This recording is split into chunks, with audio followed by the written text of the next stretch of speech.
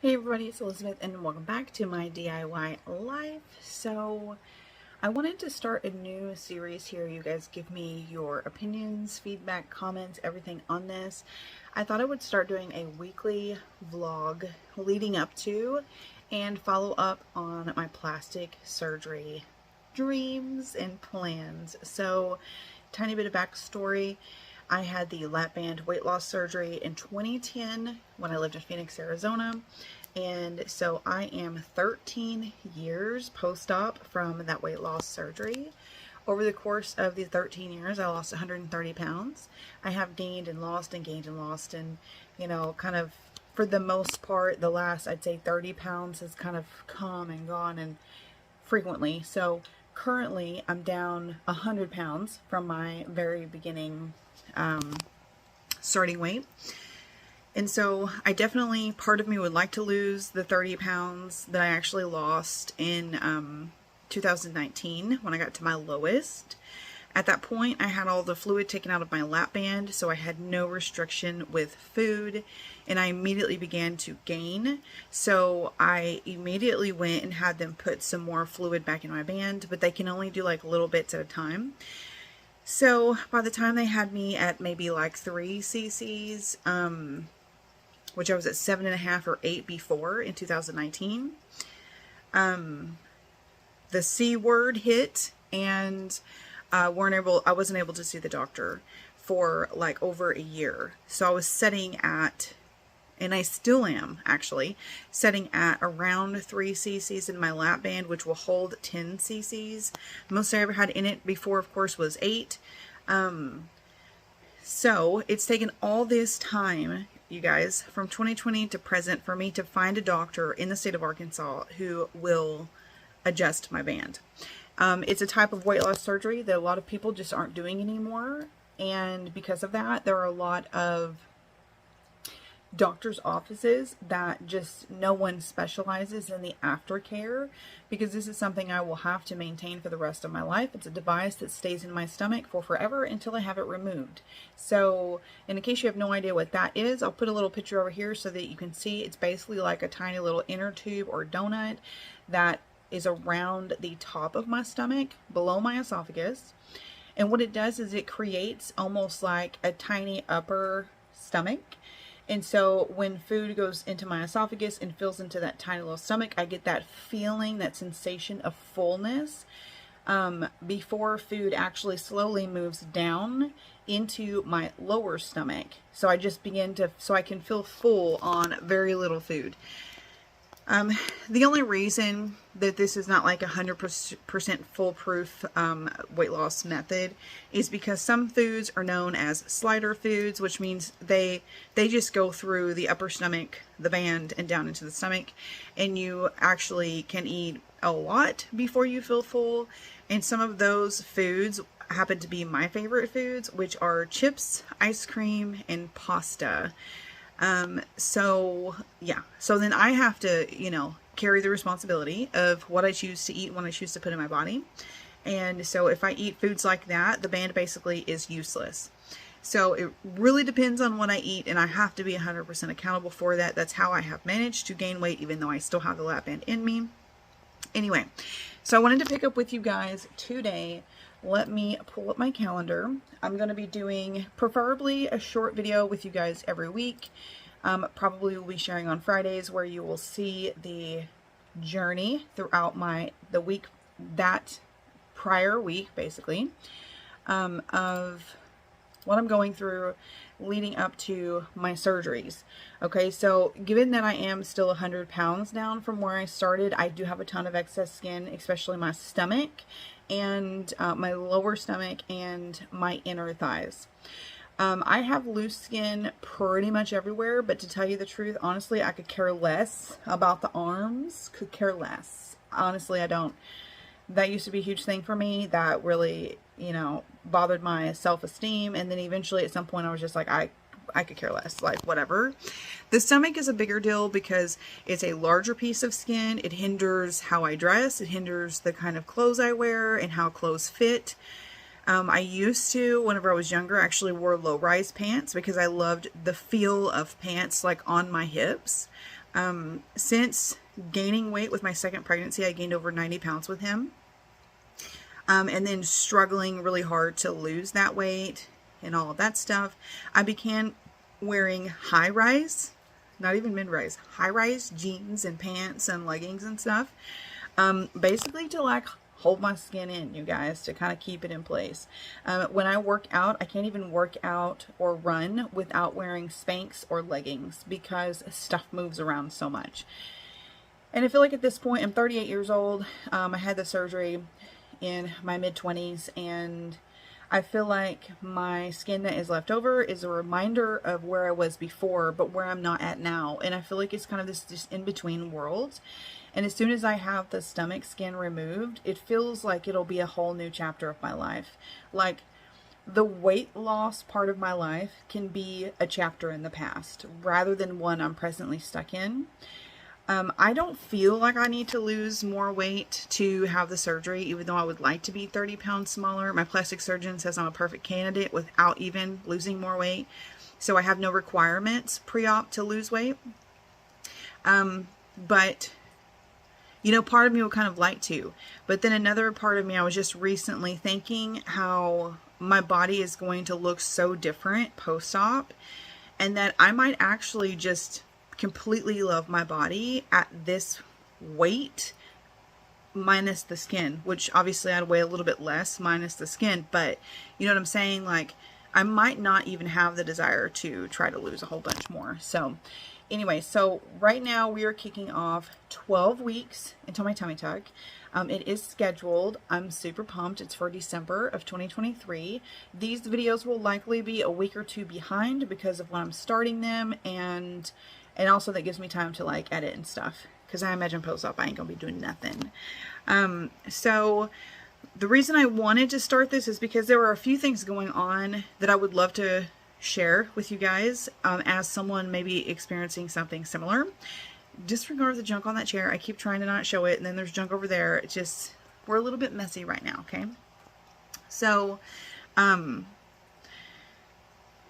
weeks post-op, I have to quit smoking, okay? So, tiny backstory on that. I was a cigarette smoker from probably about the age of 18, 19, because everyone in my family smoked, so it was just like a normal thing to start smoking as a young adult. So I smoked then until, I think it was 2016, I quit cigarettes and I started vaping because I felt like it was healthier. And one of the trends you'll see in my 13-year weight loss journey is rather than just cutting out something completely, which I know is emotionally and mentally difficult, I try to do like stages and phases of things so that I can have a progression and I can ease myself into something that I know is going to be a big change for me. I've done that with exercise, with cutting out terrible foods. Just like as an example, I quit drinking soda like a few years after my surgery, and then I was addicted to Monster energy drinks, and a few years later I cut those out completely, don't drink those anymore. And then eventually, I think it was 2019, I cut out sweet tea. Used to drink a ton of super sweet tea. Cut that out, and now I mostly just drink water 90% of the time.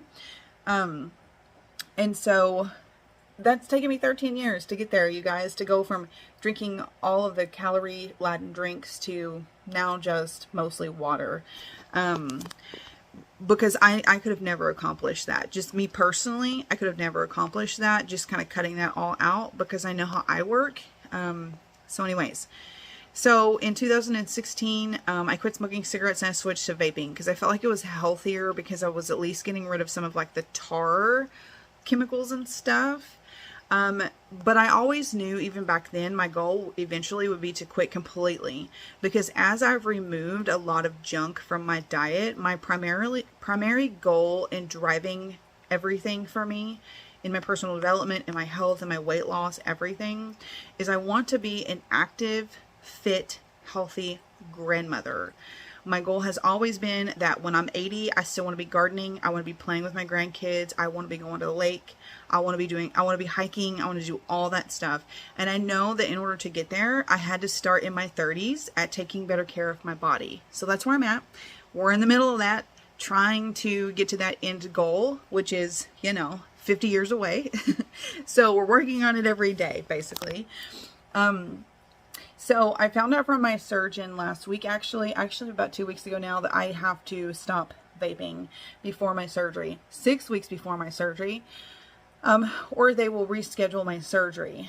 So my post-op or my pre-op appointment is 4 weeks before. When I come in there, they're going to do a blood test to make sure I have no nicotine in my system.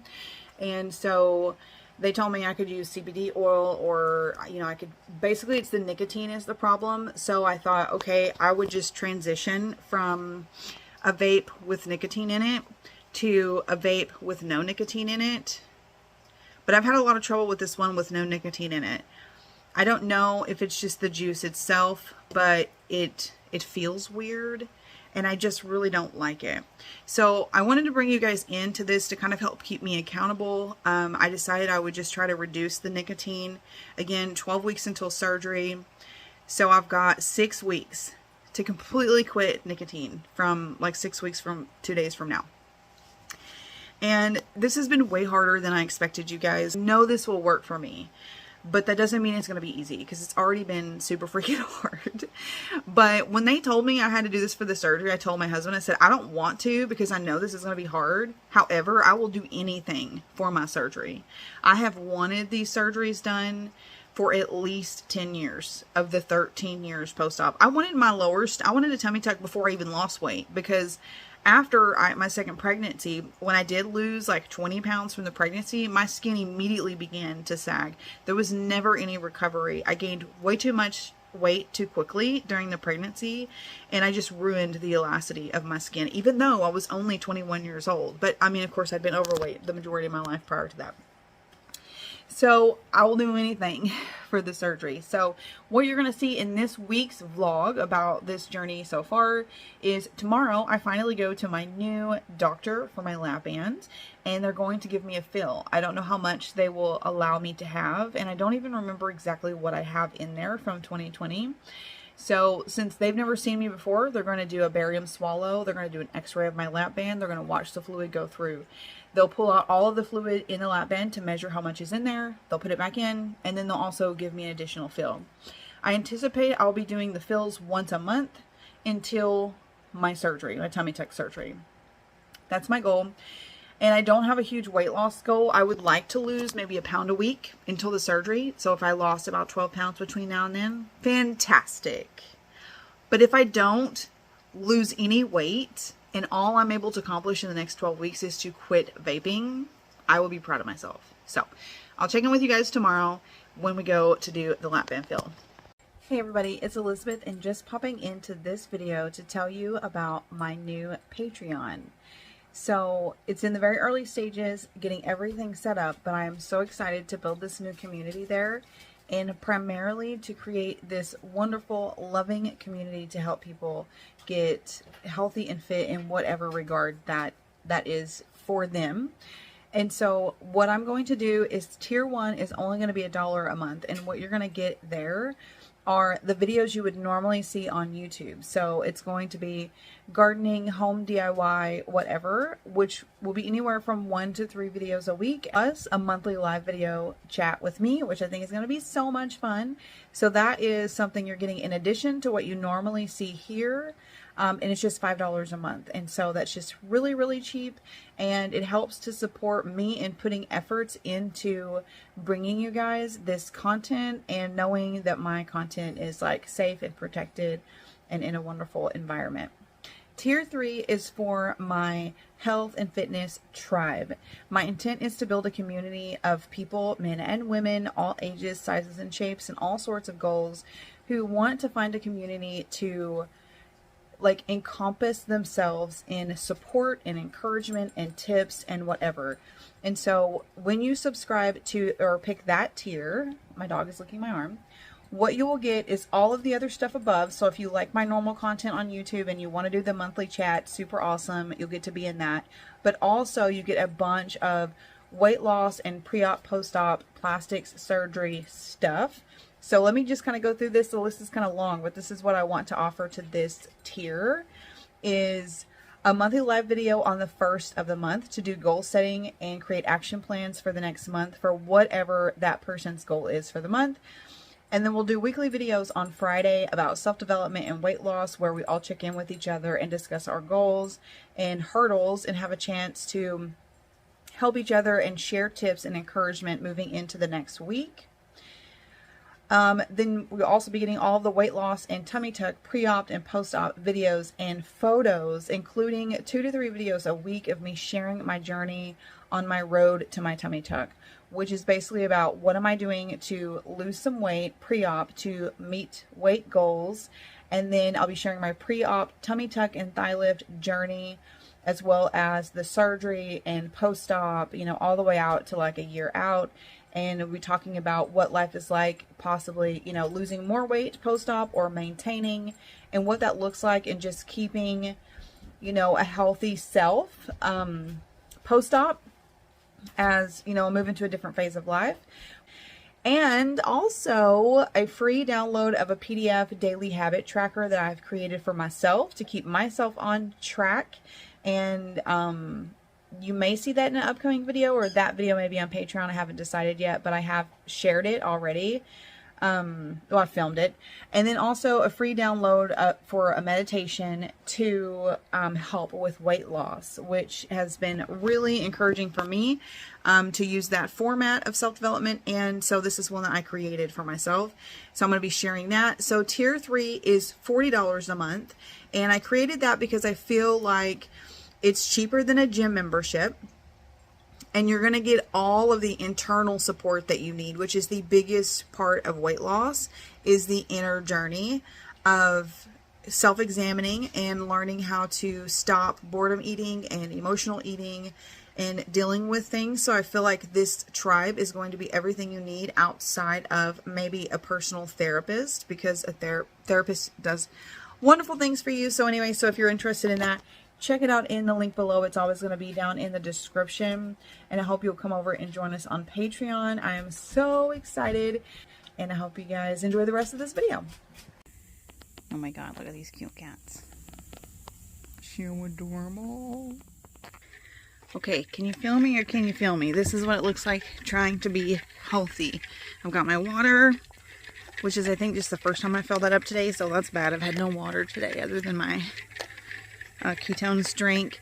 I got my protein shake, and I brought a high protein granola bar with, because I won't be able to eat after the fill unless they've changed things in the last few years. After you get a fill, you can't eat. You're on a liquid only diet for I think 3 days, and then you slowly incorporate soft proteins. Anyways, this is my go-to bar for like just running around, or I don't want to leave my desk to eat lunch, whatever. It's Atkins. I like it because it has 16 grams of protein, only a gram of sugar, but it's like a granola bar. I'm not a big fan of like protein bars where they're all like chewy and weird and whatever. Nice, I'm excited. So I don't know how much I'll bring you guys along for, but if I can get videos or pictures of them doing the barium swallow and x-ray and stuff, I will, because I've only seen my lap band one other time, and it was in 2019 when they took the fluid out. So that was the first time in however many years, 11 years post-op, no, 9 years post-op. That was the first time I'd seen my lap band.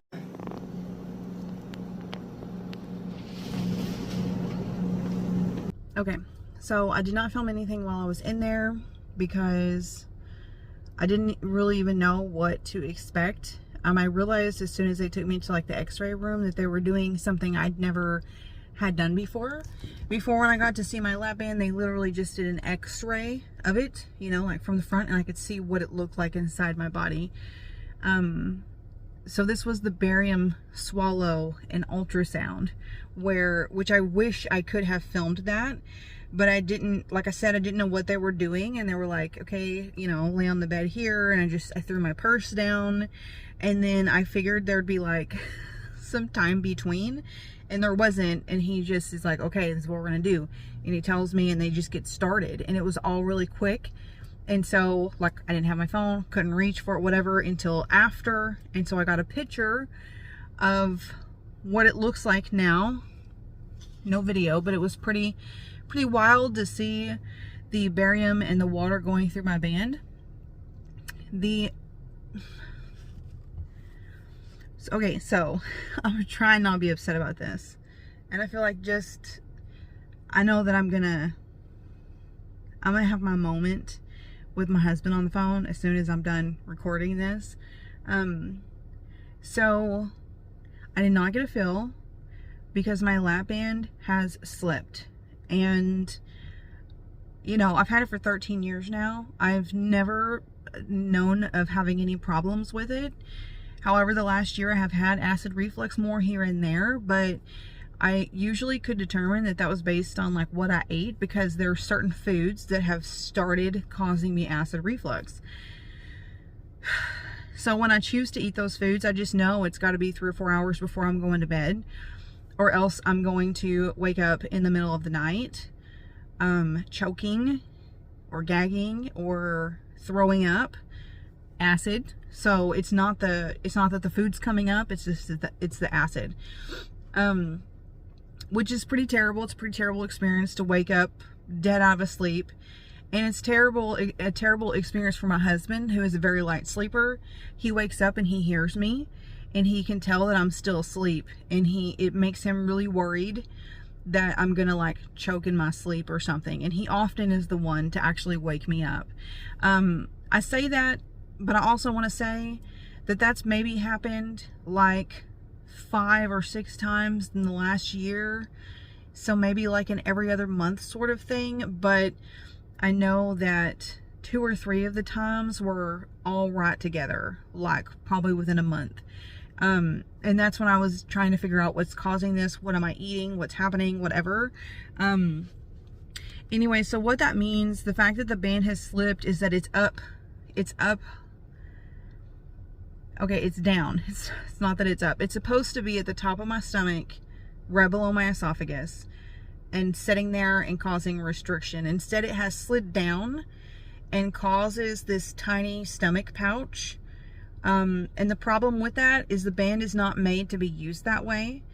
And if you could have seen the video of the liquid going through, basically it comes through my esophagus, it hits that tiny little stomach, and then it's the smallest trickle down.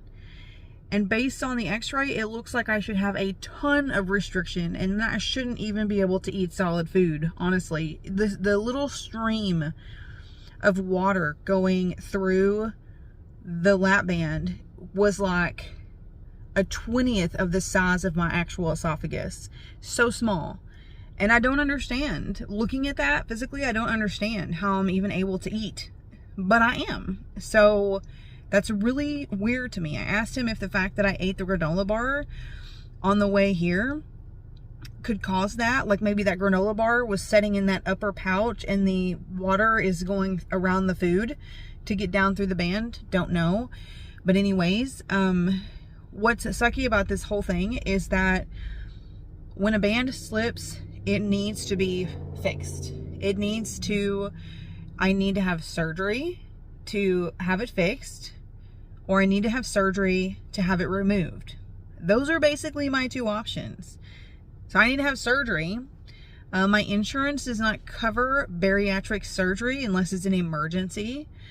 So like it doesn't cover me I want to take my band out. It doesn't cover if I want to, convert my band to like the sleeve or anything like that.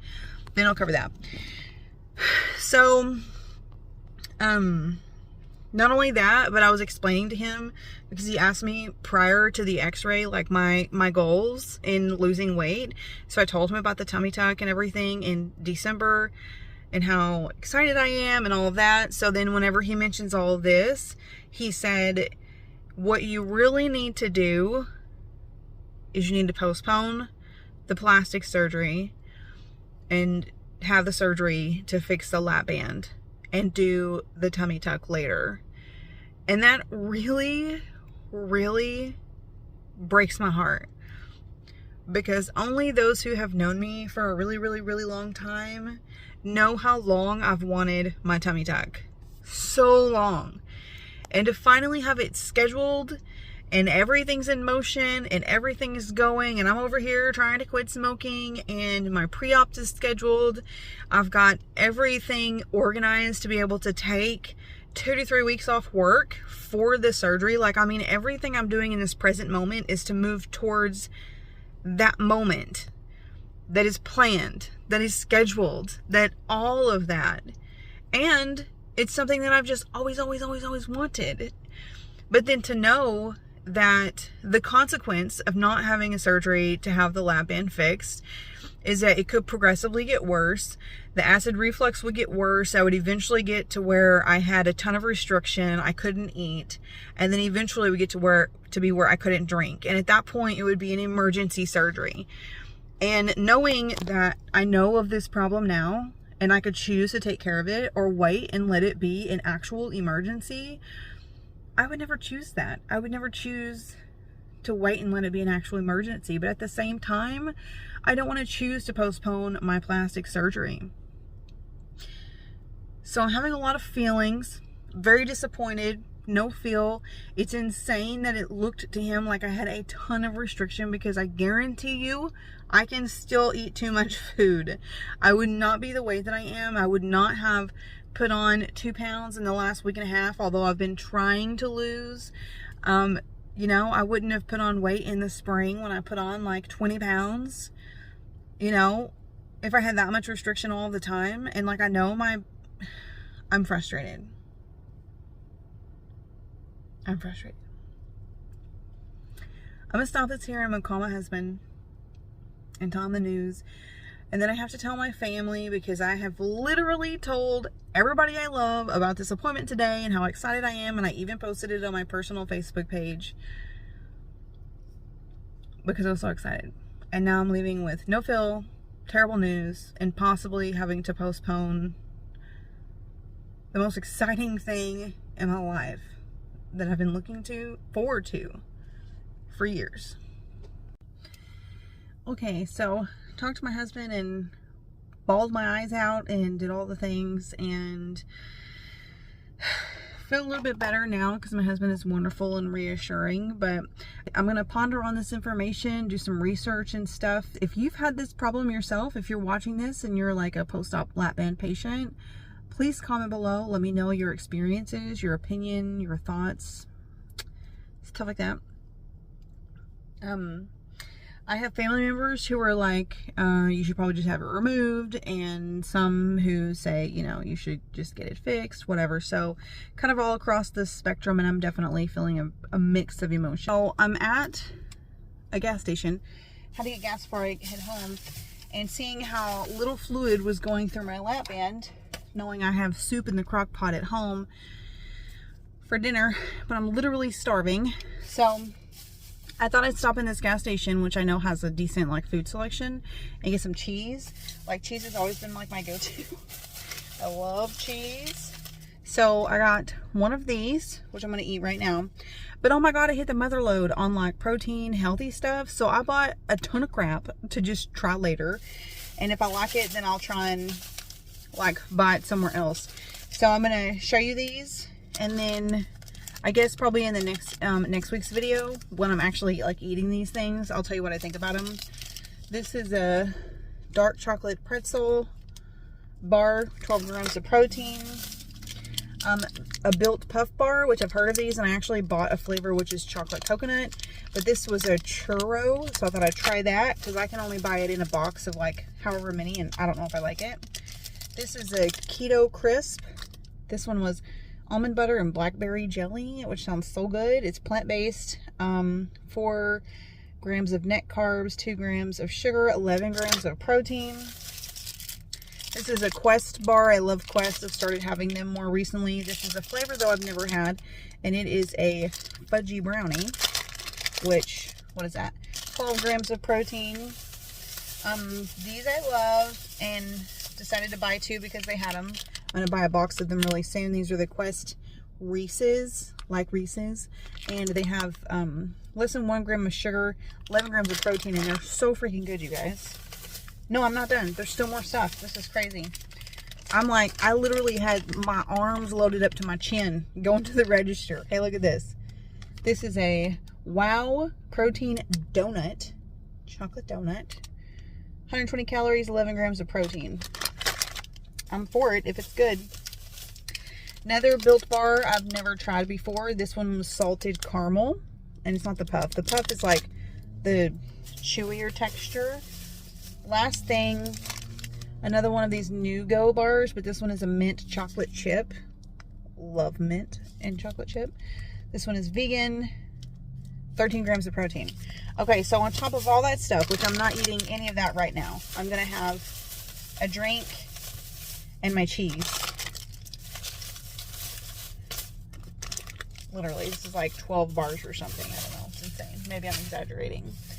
Okay, so I got me the Naked juice drinks, which these, if you're trying to like, you know, like be healthy and lose weight, they have a ton of actual sugar. There's no added sugar, but there's so many fruits in this that it actually ends up being a lot. So you drink one of these, 270 calories, it's 100% juice, and it has 63 carbs, which is a lot, and 53 grams of total sugar. I drink one of these as like a meal replacement if I know I'm not going to be able to eat. And I'm already guessing I'm not going to be able to eat tonight because of the way that x-ray looked. So I'm probably going to have this on the way home after my cheese. So it's totally a meal replacement.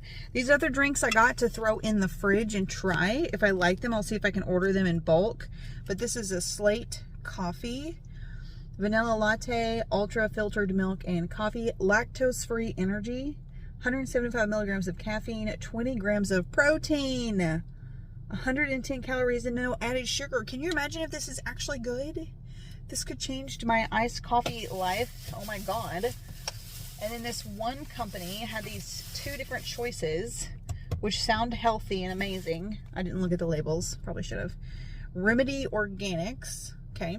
We've got Cacao Essentials, 16 grams of protein, almond milk, cacao, dates, ashwagandha, maca, prebiotics, 100% plant-based, no dairy.